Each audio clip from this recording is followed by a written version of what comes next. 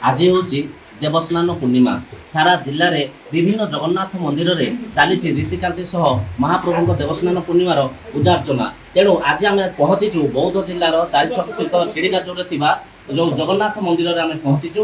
Eighty रीतिनीति सह चली पूजार्चना और सेपटे नाम संकीर्तन चलुची एपटे पूजार्चना चलुची। तेणु ये गोसाई अच्छा कौन कहे आज्ञा आज ठाकुर देवस्नान पूर्णिमा केमती रही रीतिकांति आमती कौन रही कहे नीलाचल निवासाय नित्याय परमात्मने बलभद्र सुभद्राभ्यां जगन्नाथाय ते नमः। ये होची तारब्रह्म जगन्नाथंकर होची महास्नानाभिषेक।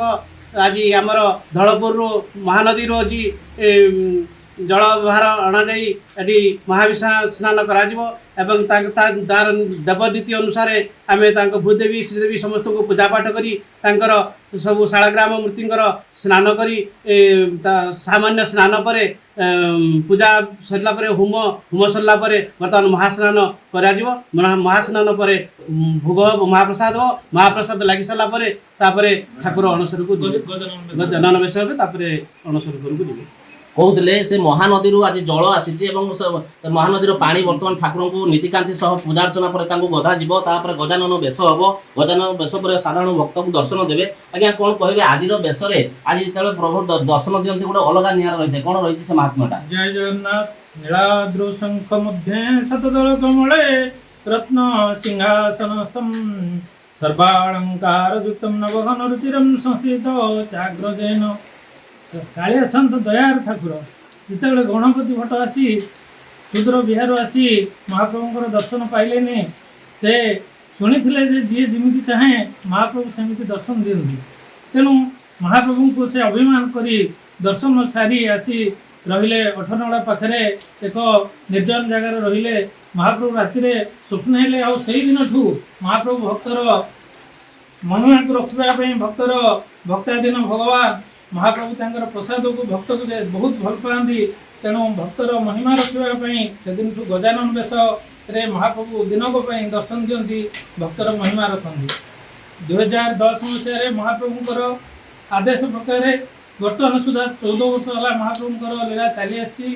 समस्त हृदय महाप्रभु विराजमान करंतु महाप्रभु पाखे एति प्रार्थना। छोट मंदिर हेले भी श्रीक्षेत्र पुरी समस्त रीतिनीति प्रकार मंदिर पुरुषोत्तम दिव्य धाम ठिड़काजुर क्षेत्र में समस्त नीति नियम पालन कराए।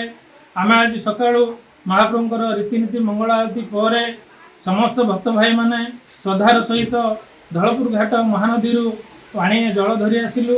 108 सुभाषित कर जल बर्तमान आम होम कार्य समापन है। महाप्रभु एवं स्नान करेंगे। स्नान पर महाप्रभुंर गजानन बेश भक्त मान को दर्शन देवे तापर अणसर घर को चली जाए। ये हूँ महाप्रभुंर लीला आज। जय जगन्नाथ। सबुदिन भक्त आसी मंदिर दर्शन करती। आज महाप्रभु स्नान पर जो दर्शन दिखती तार गोटे अलग भक्ति भाव रही पुण्य मिले बोली शास्त्र कौन कौन रही से पुण्यटा। महाप्रभुंर वर्षे गोटे दिन गजानन बेश महाप्रभु आज गणेश रूप भक्त मान को दर्शन दियंती। माँ कांपिला बासिनी सुभद्रा दर्शन दियंती। ये हूँ अशेष जन्मर पाप विमोचन हुए पुण्य प्राप्ति हुए जहाँ सांसारिक दुख सुख रोग सुख जहाँ थाए से मुक्ति मिले। तेणु शह शह भक्त जंदा पिंपुड़ी परी समस्त कीट पतंग तरुतृण समस्त महाप्रभुंर लीला दर्शन करने चाह बचाती। श्रीक्षेत्र पुरी रे आज सारा विश्वर भक्त माने एकाठी होती। सेहीपरि आमर पुरुषोत्तम दिव्य धाम श्रीक्षेत्र में आज भक्त माने यही अलौकिक दर्शन करने संध्या पर्यंत समस्त भक्त माने आगमन करेंगे। ये हूँ आज महात्मा। शुणुले आज हूँ ठाकुर गजानन बेश यही बेश जदि भक्त आज दर्शन माने दर्शन करते अशेष कोटि जन्म मिले बोली शास्त्र मत रही। तेणु आज एठी भी देखिपे बहुत लोक जनसमागम रही। ठाकुर केतले गाधेबे गाधेला दर्शन करेंगे तार अपेक्षा रही भक्त। बहुत भागवत में फोकस।